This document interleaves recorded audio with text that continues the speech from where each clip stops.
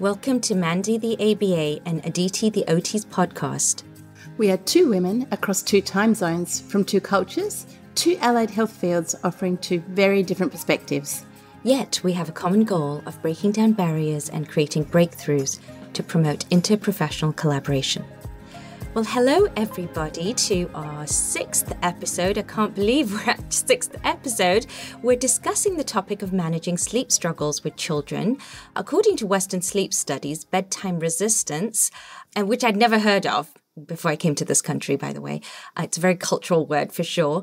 And frequent night wakings were amongst the most common sleep complaints that parents report to their pediatricians. This was in the research, Mindel et al., 2006.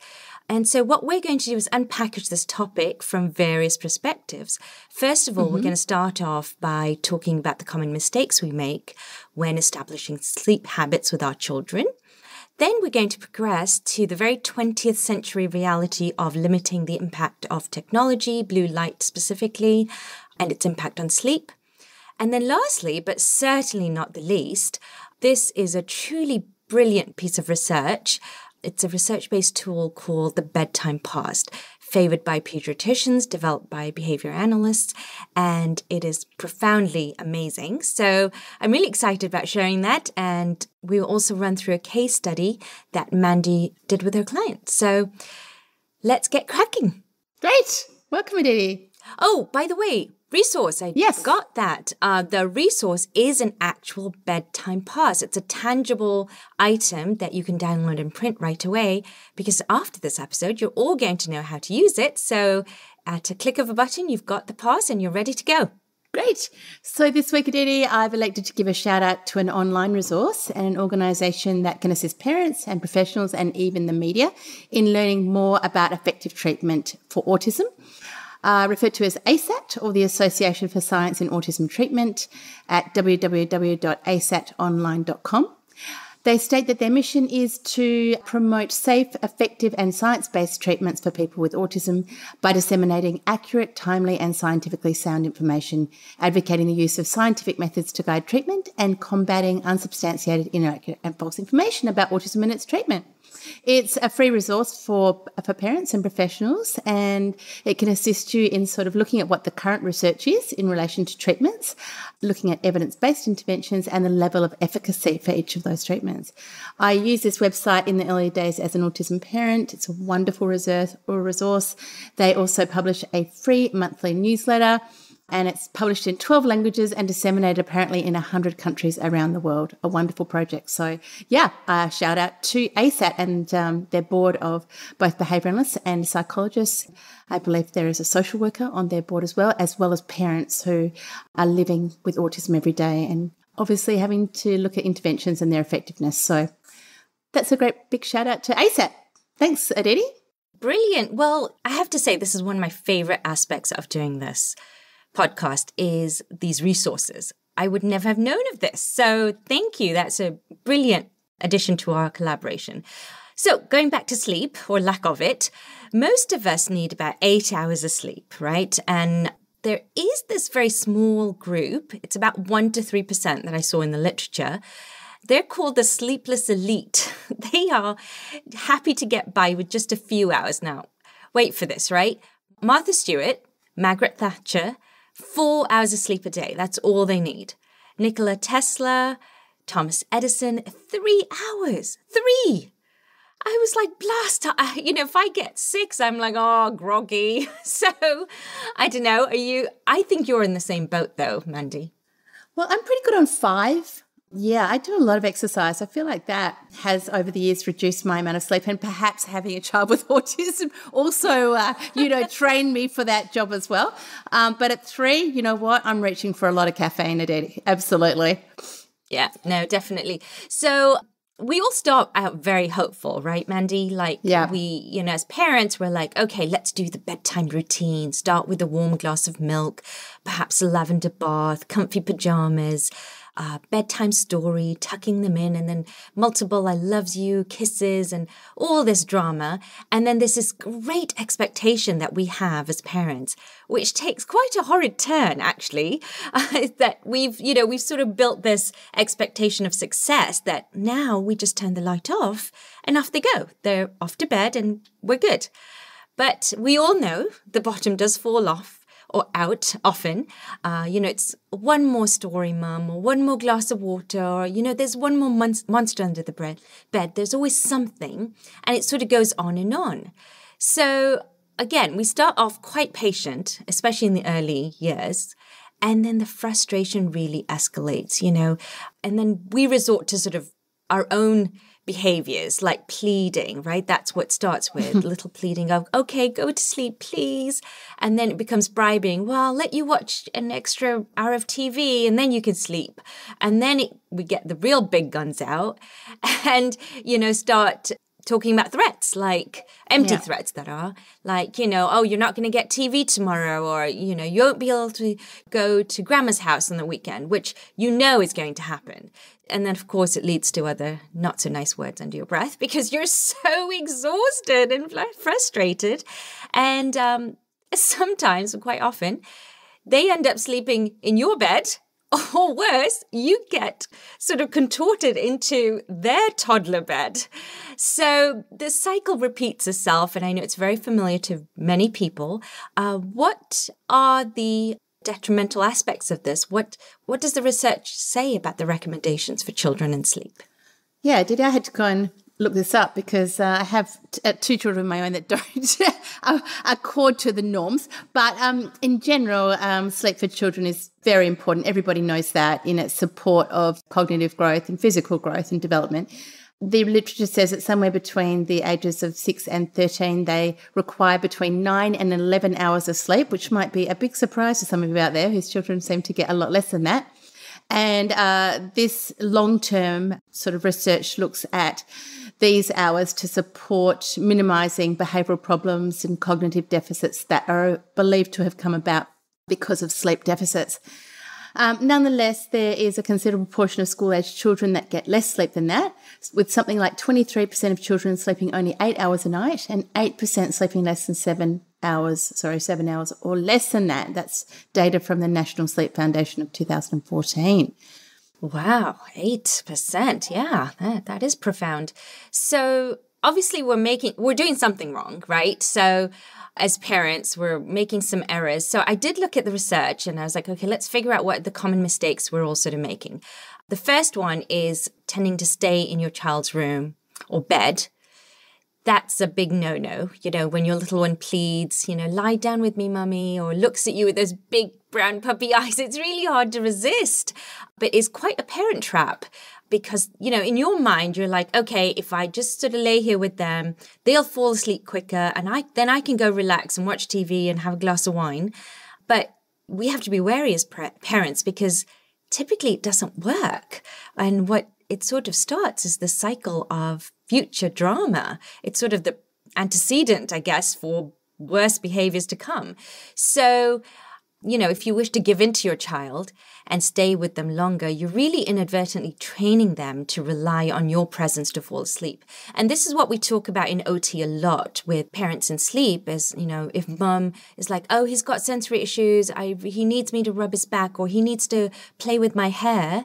I'm like, well, yeah, you can do that, but you are creating what's called a sleep crutch, or in the literature, it's also known as a sleep prop. So sleep crutch or prop, that becomes a habit for your child and you, and then they become reliant on it and you become accustomed to it. And then the bigger profound impact that happens is if they wake up in the middle of the night, which we all do, they need that crutch to go back to sleep. And that's ruined your entire sleep cycle for everybody. So do you have any other thoughts on that? But actually, before you do, I'm going to point out some other mistakes that the literature highlighted. Lack of routine, which I found a bit, I don't know, I'm a bit wary of that because lots of cultures don't have routines, but they manage sleep. Lack of limits, giving in are, some of the other common mistakes that I read about. It makes me think of this really funny skit that Jerry Seinfeld does on the dramas that, he had with his own kids on getting them to sleep. And, sort of recounted these massive efforts of, 5 books and, all of these stories. And it's like become, when he was a kid, it was like, go to bed. And then all of a sudden, he had his own kids and there was this major drama of, going to sleep. And I think at some point, parents are so sleep deprived and they'll almost do anything just to get their kids to go to sleep. And, by the end of the day, especially, if you're got a busy life and a lot going on and I have a child with autism, you're just really craving some time to organise yourself and, recuperate. So you'll do almost anything to avoid, crying or resistance at bedtime. And an attempt to make it easier, however, as you said, generally, you've got the potential to make bedtime a nightmare, something that everybody is like dreading. And then what happens is bedtime refusal sometimes. And that resistance impacts, a child's ability to fall asleep on their own. And as you say, you develop these crutches because who wouldn't want to, fall asleep with someone stroking their hair or rubbing their back? I mean, gosh, that's kind of my idea of, heaven. So in our last episode, we covered the behavioural account of sleep being the process of falling asleep in a chain of behaviour that is then reinforced by the sleep itself. And so, you need to go back to the episode to hear more about that. But basically, I think there is a behavioural account and support in our field, at least, that if we don't teach kids to fall asleep on their own, they become dependent on some crutch, either parents or something else to assist them to go to sleep. And breaking that habit is extremely difficult. And, I've worked with parents who've used lots of different tools to get to sleep. One of them, for instance, is letting kids have TV on in the bedroom to go to sleep. And that becomes a crutch because they want to watch TV in bed and then fall asleep to the TV, which, off the record, I also like myself. But it's not, guilty. it is not good because then in the event you go, no, I want you to go to sleep tonight, they have a crutch of wanting to fall asleep to TV. And then you have the nightmare of the TV being on and having to, fight about it, or they have friends over, or, you go to someone else's house and they don't have it, it becomes a nightmare. So it's a big mistake to establish a crutch that the kid needs to fall asleep rather than them becoming tired on their own and then falling asleep independently. Well, I will tell you again, in OT terms, we see a lot of parents who come to us and they're like, oh, Johnny's got sensory issues, so sleep is really hard for them. And they absolutely tend to fall in that category. And some OTs might help them get there, which is, unfortunate, but it happens because we really need to look at sensory strategies as an antecedent and a routine. Again, that was addressed in our last episode. But I do want to go into poorly set up bedrooms because as you mentioned, technology, it's a big problem and it's a real problem and it's very salient. That's what's interesting to me. But that was highlighted as a common mistake, a poorly set up bedroom with light or even TV, video games, computers, smartphones. Children are going to bed with their smartphones. So making sure that those are in your room and not their room, for charging. Also, not allowing your child on devices. The literature actually recommends 30 to 60 minutes before bed. I have to be honest, I'm guilty. I haven't adhered to that at all because I think in my mind, I'm like, oh, it's not a big deal. But after I read the research, it is. And it's really unlikely that your child has the willpower to resist these devices if they're in their room. And even with the little pings and all that, it's going to light up the room. Oh, yeah. Mm-hmm. And it results in fragment sleep. And I know this because, Mandy, when you text me from Australia, it's often 4 a.m. And Sorry about that 14-hour time difference, Katie. Yeah. So anyway, there's a lot of literature on blue light and its impact. So I just wanted to go over that really quickly. Good. Yeah, let's do that. There is this sort of ubiquitous aspect of technology. It's, our faces looking at screens all day. We can't avoid it. But there's also energy efficient lighting that has a very salient detrimental impact on sleep. And I didn't know this, but not all colors of light have the same effect. Blue wavelengths specifically, which are brilliantly beneficial for daylight hours because they keep us alert, they boost our attention, reaction times, mood, etc. They have an equal and opposite effect at night. Mm-hmm. So while light of any kind can really suppress the secretion of melatonin, blue light at night has a significantly more profound impact, and it suppresses the hormone that we need that influences those circadian rhythms. So even if it's dim light, it can make a really profound interference in our sleep habits. There are also medical ramifications. Researchers have linked short sleep to increase for depression, as well as diabetes and cardiovascular problems. And there was a recent research by Harvard and their colleagues, and they conducted an experiment comparing the effects of 6.5 hours of exposure to blue light versus green light, and it was comparable brightness. The blue light suppressed melatonin for about twice as long as green light. That was profound to me, twice, just from light. And then it shifted the circadian rhythms by twice as much, 3 versus 1.5 hours. So these are all very good reasons to be very mindful of blue light and implement a digital curfew for children, powering off at least 1 to 2 hours before bed. What do you think, Mandy, from your perspective? Yeah, I mean, look, there are behavioural difficulties around establishing that type of routine, but the Bedtime Pass might just be something to implement, because very frequently when I go into parents' houses and I see they have sleep problems, they also have compliance issues as well around going to sleep. So not is there also a resistance to go to sleep, but there's also a resistance to follow rules in the household. So establishing rules around screen time should just be one of our episodes in general, Aditi, and I actually have presented on that topic numerous occasions, how to become the CEO of your own household, especially in relation to screens. Oh, brilliant. And so I think, yes, down the track, let's look at that one again. But in terms of the Bedtime Pass, this is something that is developed by Dr. Patrick Fryman, and an intervention designed to be used outside of the behavioural field with other professionals and with parents to assist them to get compliance around bedtime. So compliance around bedtime, when I think about that, I'm like, oh my gosh, lots of resistance. I mean, I know if I tell my kids to charge their phones in my room versus their room, it's like, oh my gosh, it's pulling teeth, asked them right? to climb Mount Everest, yeah. So we've already sort of, this built-in resistance from children, because sleep is sort of nature's timeout, right? They get a timeout from playing with their toys, having fun, and they have to go to their room and nothing's happening in their mind. Everything's sort of shut off. So I really, when I read the literature, I was like, I love this sort of timeout from life. That's really what you're doing, but your body needs it. And then technology elevates it to another level. The research indicates that resistance to bedtime is one of the most common childhood problems in outpatient pediatrics, and prevalent forms of bedtime resistance include crying out, popping in and out of the room, wanting a drink of water, that sort of stuff. And then typical approaches for these problems is typically prescribing soporific drugs, co-sleeping, and ignoring bedtime crying. So some of these strategies possibly do reduce bedtime issues, but I imagine are not certainly ideal. I know they weren't for me. And again, I think they establish bad habits.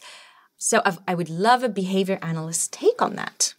Okay, so Aditi, in order to get to the Bedtime Pass, I think if you really want to understand it, it does come from the field of behaviour analysis developed by Patrick Fryman, as I've previously said, one of my favourite people on the planet, and he's obviously a behaviour analyst. And so there are some components of this intervention that only make sense really if you understand some behavioural principles.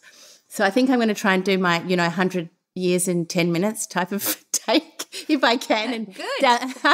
And down the track, we do have a deeper dive for those people that really want to learn how to use this intervention with some depth.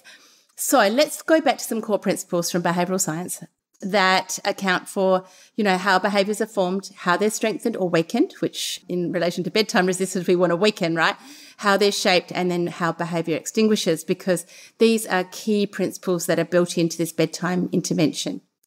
I want to make it clear to my behaviour friends out there who already know these things, but to those of you who are listening that don't have a strong understanding of behaviour science, these principles that come from behaviour science of reinforcement and shaping, extinction, etc., they're not a theory. They are established science. They provide the principles of how we get behavioural change through the use of scientific procedures.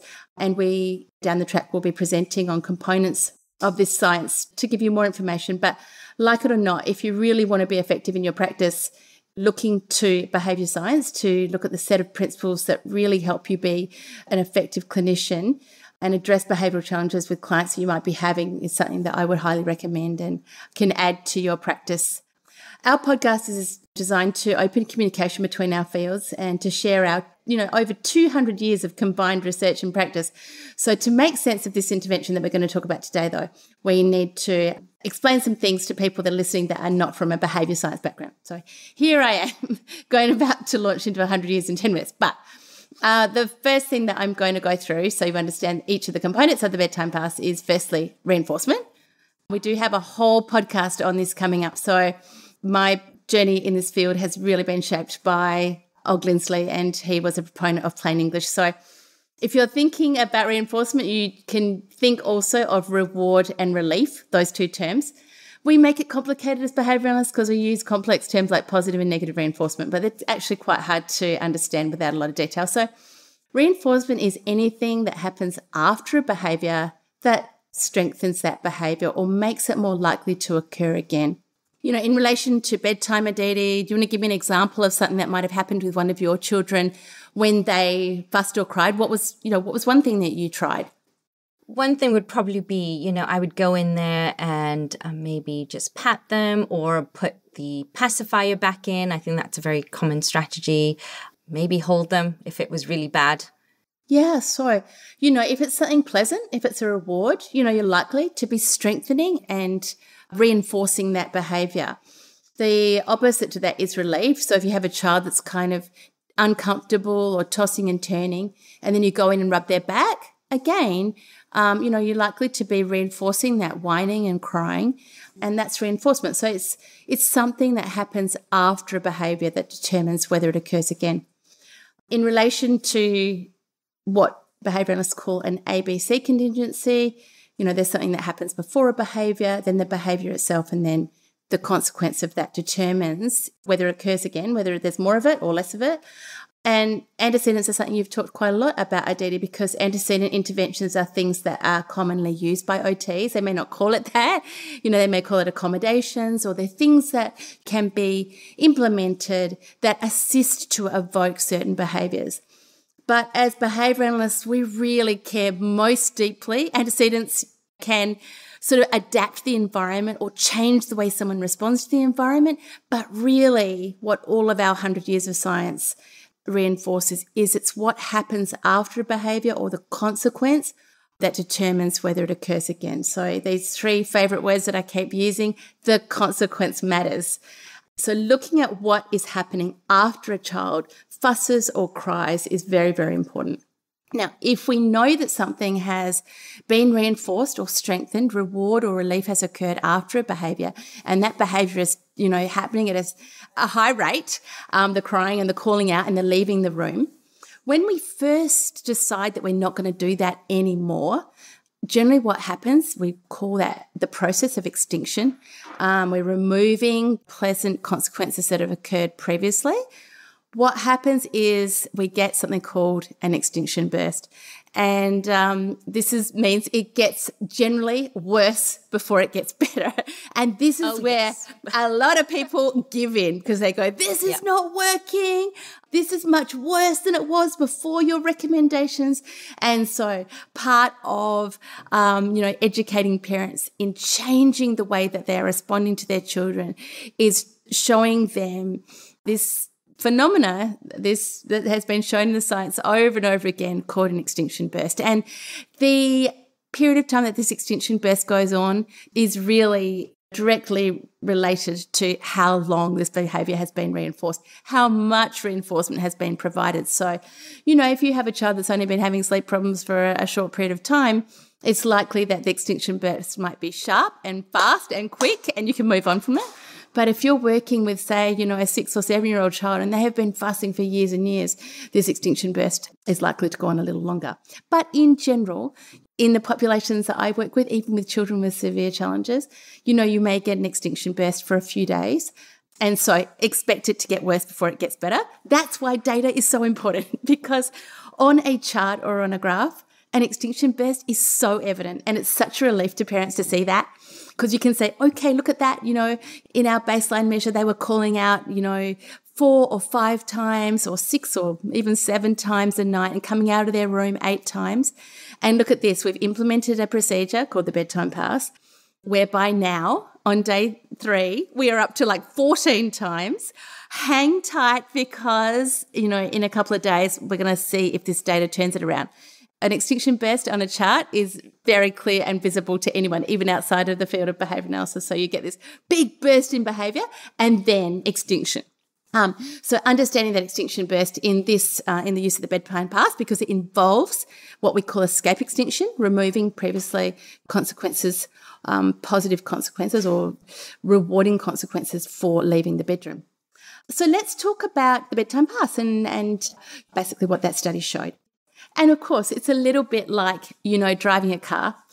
You can just hop in there and drive it, and you don't need how to fix it. So you can just use the Bedtime Pass without knowing any of this, really, because I have used it, I want to say more than a dozen times, and it's not ever not worked. So, but if you're going to be advising your clients and you want to understand it, then you have to, actually open the engine and have a look and learn a little bit more about how it works. So, and of course, there's more reading on the Bedtime Pass that you can look into if you search it online. But here we go, a little bit more information here on how to start the Bedtime Pass and the components of that research study. So let's move on to, we talked about that 3-term contingency, or the ABCs of behaviour, and that the most important part of that contingency is the C, or the consequence, and that means that what happens after behaviour determines its future frequency. So when it comes to sleep, we talked in our last episode of DD about doing a proper sleep assessment, which is having parents complete a questionnaire on what their current strategies are for evoking sleep in their children. So we understand, really, we're trying to get an account of how much reinforcement has been provided in the past to bedtime resistance. Because if this has been going on for years, it can be much harder to address than something that has only been a short-term problem. And sometimes children will, go for periods of time where they sleep quite well and then they get sick and they need to be, comforted, or they're in pain, and parents, sometimes they go into hospital or they go on holidays and they come back and they get out of sleep routine. So, that's a lot easier situation to address than a child that's been resisting going to bed for a long, long time. So if that happens, does it sort of reset the Bedtime Pass, or it would still work? So the Bedtime Pass is an intervention to address that bedtime resistance. The intervention itself is the use of a card, which you can download from our resources, or you can make your own. Generally, I try and make it as pretty as I can for the child and customize it for them so it's relevant to them. But all it needs to be is a piece of card with the child's name on it that can be redeemed for one thing, such as obtaining a glass of water or a hug or a toilet visit. So, when it comes to resistance, kids can engage in lots of different behaviours. So you can specifically target those things that they tend to do most when trying to leave the bedroom. And in general, I use a hug, a glass of water, or going to the toilet. They're 3 things that commonly children use. So at the beginning of the intervention, as behaviouralists, we generally take baseline data. In the study itself, they took 17 days of baseline data, and they looked at the number of crying instances or episodes and the number of times the child got out of bed. In Dr. Fryman's original study, although there is replications of the study as well that you can look at. So Mandy, how does one start this sort of intervention? Yes, we've heard this before, Aditi. As behaviouralists, we would want to start by taking baseline data after having completed an assessment of current bedtime resistance. And we talked previously and provided the resource of the SAT. Was it calling out, or was it getting out of bed? Were there crying episodes, etc.? In Dr. Fryman's study, the 2 participants in that study, a 10-year-old and a 3-year-old, the data that they took there was on calling out and leaving the bedroom. They were the 2 behaviours that the children were engaging in. And in baseline, those 2 boys were engaging in that behaviour at a rate of between 2 and 9 times a night in baseline, which was a 17-day period. So the intervention involved presenting a bedtime pass with the child's name on top, with the rights to cash it in just one time. And yes, so if they came out of the bedroom, they would be able to hand in their bedtime pass once.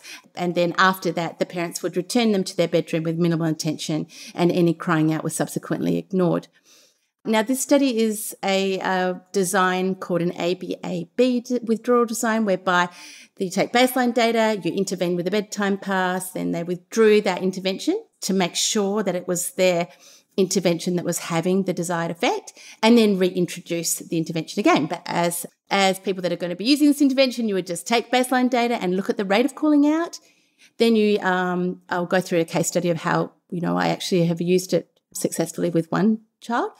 And then after, what was found in the study, that after the second intervention phase of this study, the boys were no longer leaving the room. They were no longer using the bedtime pass, and at 50-day follow-up, they were neither using the bedtime pass or leaving the room at all. In the 3-year-old, there was one of those big extinction bursts on day 6 of the first intervention phase, where he cried out, I think, more than 9 times, which is more than in baseline. That reduced very, very quickly, and within 3 days of the second intervention phase, he was no longer using the bedtime pass and he was no longer leaving the room at all. Yeah, and I think most parents would have quit at that 9 times. They would have been like, this is getting worse. So what would happen if baseline data shows a much higher frequency of crying out and leaving the room? That's a really, really good question there, Aditi. And that's where we talked about, the length of time that this behaviour had been reinforced. And that's where we would assess with the parents, how much attention and what consequences were they providing for that calling out. In general, we know that behaviour that has been intermittently reinforced is, more resistant to extinction. So, for instance, on one night, if you say, oh, darling, it's time to go back to bed and rub their back. And then the next night, it's like, go to bed or I'm going to take your phone off you tomorrow. And then the next night, the child just gets to sleep on their own. They fall asleep because they're so tired. This is like what we call an intermittent schedule of reinforcement. And that type of history is much more resistant to extinction. So having baseline data and knowing, what the rate of calling out was or leaving the room, then it helps us to design. But let's just say you had a very high rate of reinforcement. There's a few things that we could do. And one is that we could implement, some training with the child before I'm going to go through something and talk about what the bedtime pass is and talk about consequences for using the bedtime pass. Provide some education, depending on the age of the child, about the importance of going to bed independently and, your values as a family in being kind to each other and requiring each other to have sufficient sleep so that you can be the best family you can be. So you can provide sort of some antecedent intervention. There you go. We do provide antecedent interventions as behaviouralists as well, Aditi, to ensure that the likelihood of success is higher and give the child some forewarning that this is going to be occurring. So that's one thing you can do. And then when I go through my case study, I'll look at a couple of other things because I had a little girl that I worked with. Let's go through that now. How about that? Sure. Let's talk about Liv. She was a 9-year-old girl that I worked with, and she lived in a single household with her mum, but she often went to her dad's house. And when she went to her dad's house, she would go to sleep without fussing, without crying, without calling out. And when she was in her mother's house, she used to engage in huge amounts of tantrum and leaving the room, and often ended up in her mother's bed. But in baseline data, it was between 10 and 12 occurrences a night, which when you say it like that doesn't seem much. But of course, the process of leaving the room and then coaxing her back into her bedroom and then, assisting her to go to sleep, it was really taking hours a night. And her mother was a working mother and very, very tired. And in the end, she would either let her, fall asleep in her own bed, or she would go and sleep in the bed with her. And it was really interruptive both to her daughter's life, but also to her son's life, that would, he would frequently wake through all of the goings on in the house. So I used a multi-intervention with this little girl because we had another child in the house that couldn't afford to have, huge amounts of crying. I had the mother collect data for a week that showed this baseline data of between 10 and 12 episodes per night. And I asked that Liv not sleep at her dad's house for a period of time so that we could get, really good behavioural change in this environment before going to another sleeping environment.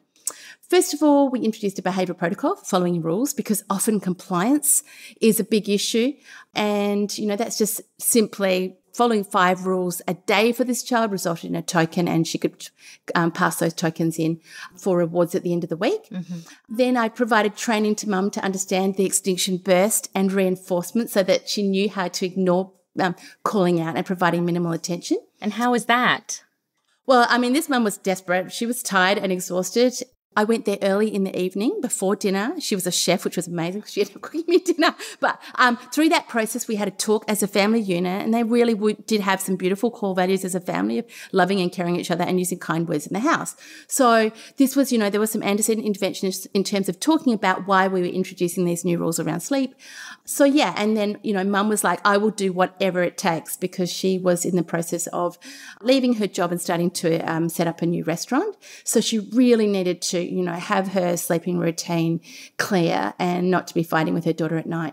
So we established this bedtime routine where we broke down a schedule that said, okay, brush your teeth, put on your pajamas, get into bed. And she would tick off this schedule as she went.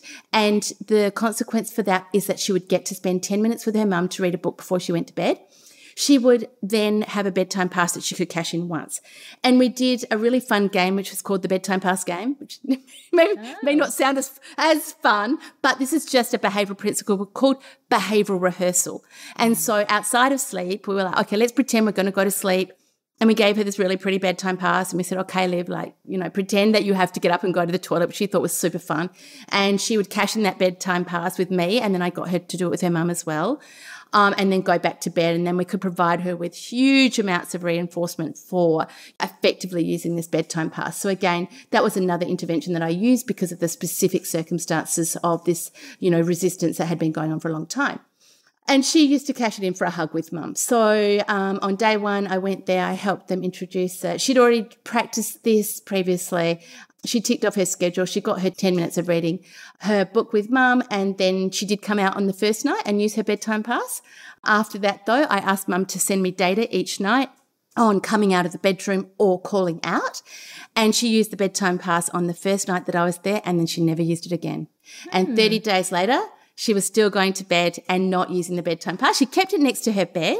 Mm-hmm. So that was kind of an antecedent. It was like a fallback position in case she wanted to leave the room, but she never did. And the reason this intervention is so effective is because there's some response effort in picking up the pass, finding the pass next to your bed, going out and cashing in. And because you kind of have it there to use, it reduces kind of the aversiveness of going to bed because there's kind of an out, to it. So there's a psychological cognitive component to it then. Yep, you can sort of equate that to other things in your life where you might say, I'm going to take a break once I've completed this work, and then you get into the flow of work and you just keep working. You don't need that. You don't need to call upon it. So, yeah, I have used it very effectively. In that case, it was a particularly challenging intervention because I had, the relationship between the mother and daughter had deteriorated quite a lot. But this was actually a way of really turning it around in the household and getting a really positive outcome. Great. So I noticed you mentioned some other components to the study. Can you elaborate a little bit quickly? Yeah, just that use of a schedule to go to sleep to try and get children independently getting ready for bed. I really love that one, depending on the age of the child. But even a very, very young child can attend to some sort of visual schedule to try and get them. We talked about this behaviour chain of getting into a quietude period. If they can be, rather than arguing about brushing their teeth or arguing about putting their pajamas on, but have a really nice little chart that they can tick off, a visual schedule, there is, evidence to support, building independence into that, reduces the opportunity for argument, and it can be contingent on something positive that occurs at the end of it before the bite. I really liked it. I really liked the behavioural rehearsal that you mentioned. I do that a lot, behavioural rehearsal of any intervention that I do, to make sure that the child is practiced and rehearsed, and it can be done in a really fun way. And you can do it as a game. And then I always make the mum, overact so that it's the kids. If the kids are really into that kind of drama, the mum can kind of, overact, and sometimes they even play the part of the kid, and the kid gets to be the one that you cash in the bedtime pass for. And that's just behavioural skills training, actually. We should do an episode on how to do behavioural skills training. Oh, there's just so much.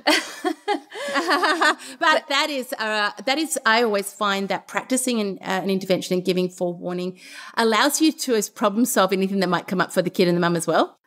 That's brilliant. I really liked some of those components. I think behavioural rehearsal is a lot like role playing, which kids love to do, and pretend play and all that. So I think those words would really synchronize what we do in OT and other allied health fields. So what was the outcome for Liv? Huge success for Liv and Mum. And she was already in my program, so I had a very good instructional control with her anyway. But basically, she used that Bedtime Pass the first night. She didn't use it again. We actually introduced 5 days in a row of either using the Bedtime Pass or not needing the Bedtime Pass to go to something here called Adventure World, which is kind of like a mini Disneyland. And they did that once, but after that, they were able to fade that as well because she just got into the habit of going to bed, and it became a really nice and pleasant situation in the household. The schedule to follow bedtime routine, she learned. She didn't need to tick it off anymore, so we faded that too.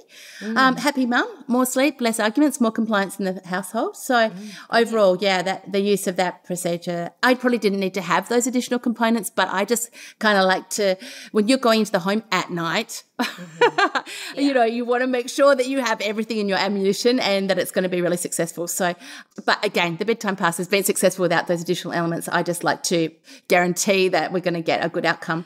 So I have a question. If you have a child with special needs, is this a pass you would consider? I mean, I'm assuming they have to have these prerequisite skills of following directions, things like that.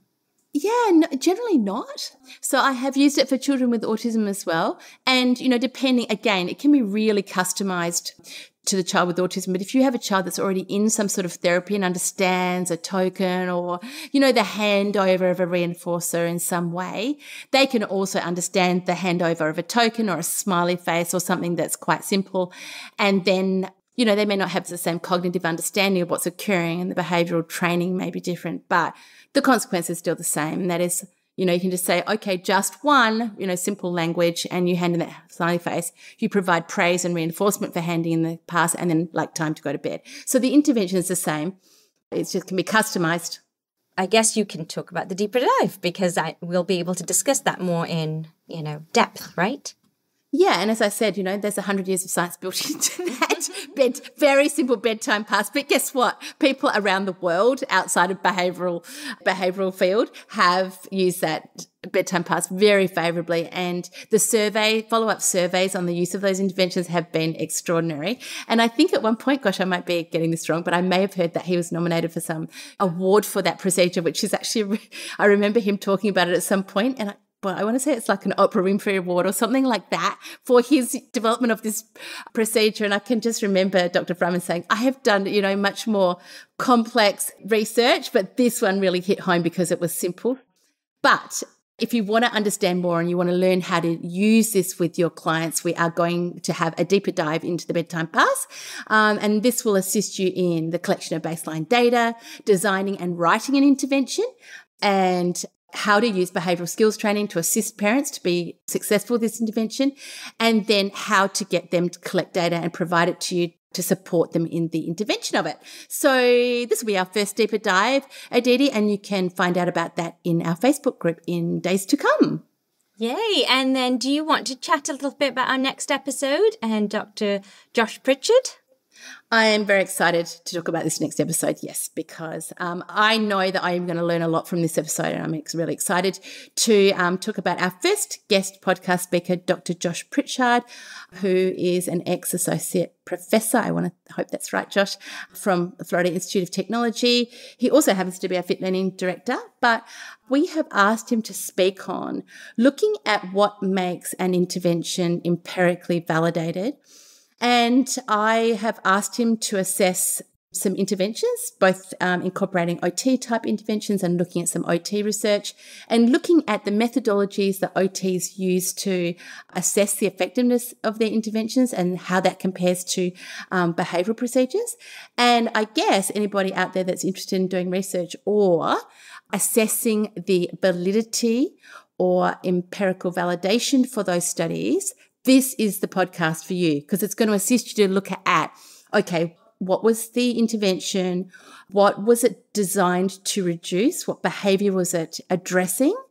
What was the rate of the behaviour, and what was the effectiveness of that intervention, and assist you in looking at some of the research to assess the validity of that research and also how to incorporate it into your own practice. So thank you, Josh, for agreeing to take this on. I'm very excited, and looking forward to introducing you to Dr. Josh Pritchard.